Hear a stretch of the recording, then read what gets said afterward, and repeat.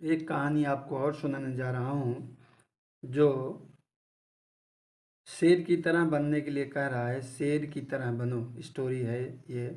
आप देखिए, इतनी गजब की है। एक बौद्ध भिक्षु भोजन बनाने के लिए जंगल से लकड़ियाँ चुन रहा था कि उसे कुछ अनोखा देखा। उसने कुछ अनोखा देखा। उसने एक बिना पैरों की लोमड़ी देखी जो ऊपर से स्वस्थ दिख रही थी। उसने सोचा कि आखिर इस हालत में ये लोमड़ी जिंदा कैसे। वह अपने विचारों में खोया था कि अचानक हलचल होने लगी। जंगल का राजा शेर उस तरफ आ रहा था।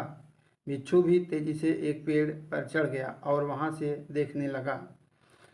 शेर ने एक हिरन का शिकार किया और उसे अपने जबड़े में दबाकर लोमड़ी की तरफ बढ़ रहा था। उसे लोमड़ी पर हमला नहीं किया, बल्कि उसे खाने के लिए मांस के टुकड़े भी दे दिए। बिच्छू को यह देखकर और भी आश्चर्य हुआ कि शेर लोमड़ी को मारने की बजाय उसे भोजन दे रहा है। भिक्षुक बुदबुदाया। उसने अपनी आंखों पर भरोसा नहीं हो रहा था। इसलिए वह अगले दिन फिर वहीं गया और छिपकर शेर का इंतजार करने लगा। आज भी वैसा ही हुआ। भिक्षुक बोला कि यह भगवान के होने का प्रमाण है। वह जिसे पैदा करता है उसकी रोटी का भी इंतजाम कर देता है। आज से इस लोमड़ी की तरह मैं भी ऊपर वाले की दया पर जीऊँगा। वही मेरे भोजन की व्यवस्था करेगा। तो यह यही सोचकर वह एक वीरान जंगल जाके बैठ गया। पहले दिन बीता, कोई नहीं आया। दूसरे दिन कुछ लोग आए, पर किसी ने भिक्षुक की ओर नहीं देखा।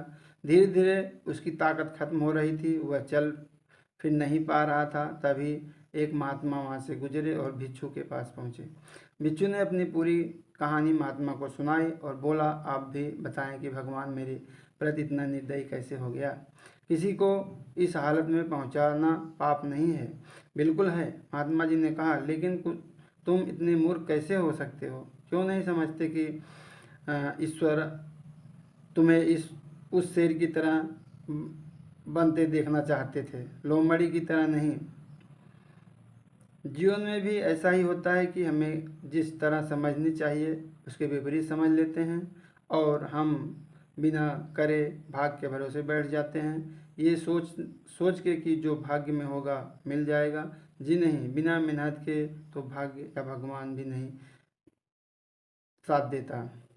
हम सभी के अंदर कुछ न कुछ ऐसी शक्तियाँ हैं जो हमें महान बना सकती हैं। ज़रूरत है उन्हें पहचान करने की, यह ध्यान रखने की कि कहीं हम शेर की जगह लोमड़ी तो नहीं बन रहे हैं। यही जो है ज्ञान इस कहानी से मिल रहा है कि आप शेर बनिए, लोमड़ी मत बनिए। लोमड़ी की तरह सहारे मत रहिए, आप शेर की तरह दहाड़ते रहिए। खुद खाइए, दूसरों को भी खिलाइए।